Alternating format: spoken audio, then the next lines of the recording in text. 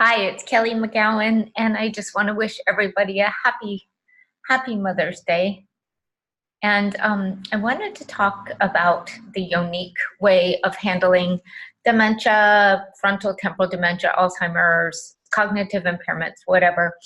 There's a lot of, you know, around the relationship of the mother.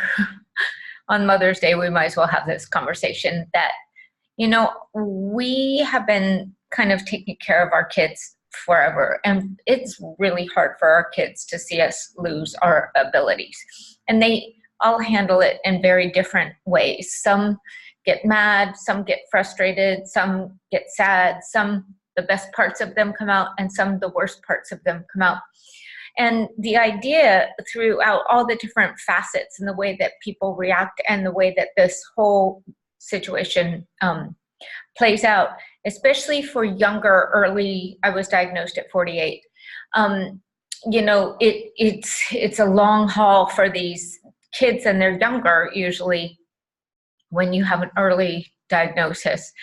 So what am I trying to say?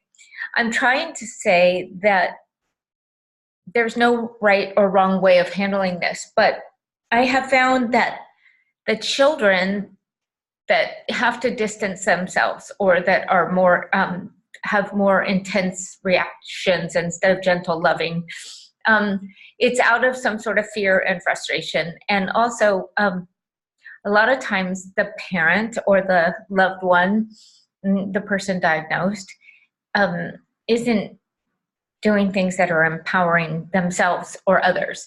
And so today I want to just do an invitation to no matter what your situation is, and no matter how far gone we are in our symptoms, and I've been to hell. I've been to where I can't eat, I can't choke, I go to the bathroom on myself. I hate saying that, but it's true. I've done strange things in strange places. I've done inappropriate things. I've blurted things out. I've been just an awful human being, and I've been to where the whole right side won't work. I had my leg flopping, and I had to reprogram and learn how to walk all over again by ways that I've talked about in other videos. And I would lay down and fluids would come out, and I would forget to breathe. I would forget, all kinds of things. So my body didn't know how to work anymore. And so I'm not saying this tritely. I'm saying this in a way that even if you're paralyzed, you can imagine energy moving through. Like there's always something you can do to upgrade your situation. And when you do that, instead of thinking about all those symptoms and glamorizing them, and like I was looking at it like a good horror show for a while, like, oh my God, no, like I have to admit that it was like looking at an accident when you drive by, like you want to know what's going on. And that's not helpful at this stage. It's more important to picture what you want and to picture things moving and healthy and normal and clear. And that's empowerment. And when we employ these kinds of thinkings, you can be surprised at the healing abilities that come through. And when you stop feeling sorry for yourself, when I stopped feeling sorry for myself and expecting anything, and just got lined up with higher energies that could support me, even if it means that I'm dying and dropping this body, I want to die and drop this body with an energetic that's more uplifting to reaching for the hand of the divine, because she knows the way. So no matter how far I've been gone, and no matter how far you seem to think you are, you can always come back, and you can always heal, and you can recover. Hippocrates has said, there's not one disease that's incurable. It's the patient that's incurable. And what's the best thing to do for a child that's watching? And this child could be 50 or 70. I don't care how old the adult child is. But when you're watching your parent go through this kind of thing, if you see them going through it with grace and dignity and embodiment of trust and love and that little twinkle in the eye, this is not an easy assignment to ask of anybody, especially with frontal lobe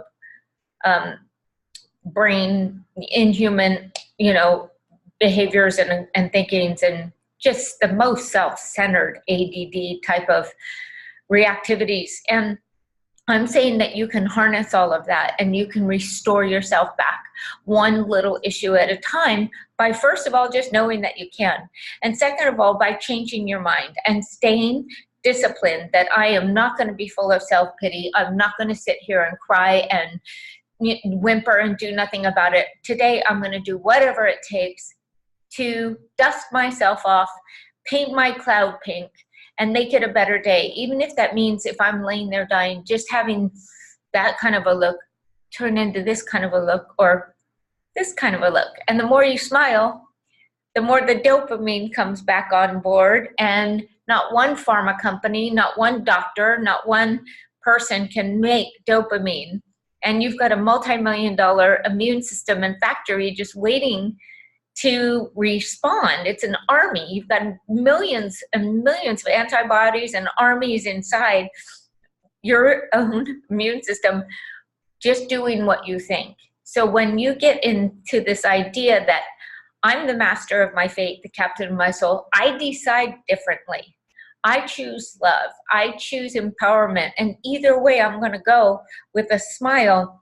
You'd be surprised what a good mom, what a good Mother's Day gift that is, not just to our children, but to yourself and to all your cells and to all of the incarnations that you've had and to all the energies throughout the universe, because the micro is the macro.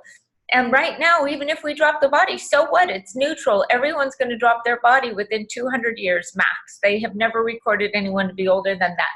But we can work with energies of ancient wisdom and ancient sages that connect together with higher truths and technology that can heal this and organize it. So when you play like you're a victim and your children aren't really loving you as a mother like you think you should, remember that you could empower yourself more and mother yourself and get some self-respect, and that's what they want. They want you to not give up. They want us to be empowered. I'll tell you, it is so infectious and it actually works.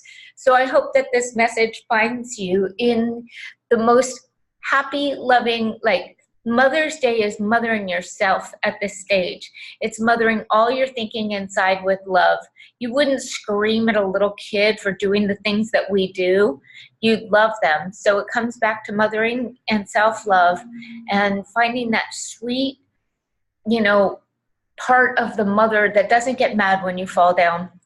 She just knows you're going to get back up and one day you're going to walk. She doesn't get mad when you break everything. She just knows that it's a part of learning how to remember how to do it. So if we can bring in new energies, then that's mothering the whole world. And may I wish you the best Mother's Day. And to all the mothers that are departed, we don't need to have victimized, self-pitied, like I have had most of my close family members to me die.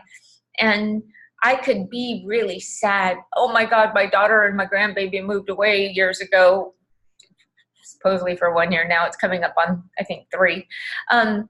But I could be sad that my mom's not here anymore, or I could just really close my eyes and think of her and she's fully alive.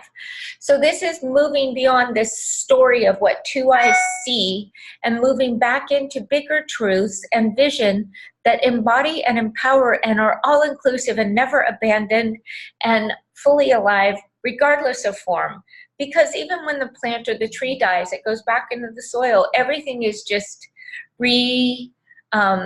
I don't want to say regurgitating, but it's everything is just transforming and continuously growing into new things. And so to be more honest and less into this small self-pitied sad story and to get emotional abilities instead of emotional reactivity is such an honor to invite people to, and it's the best healing medicine, and it will set us all free. So may you have a happy Mother's Day and know that you are loved beyond words. Thank you.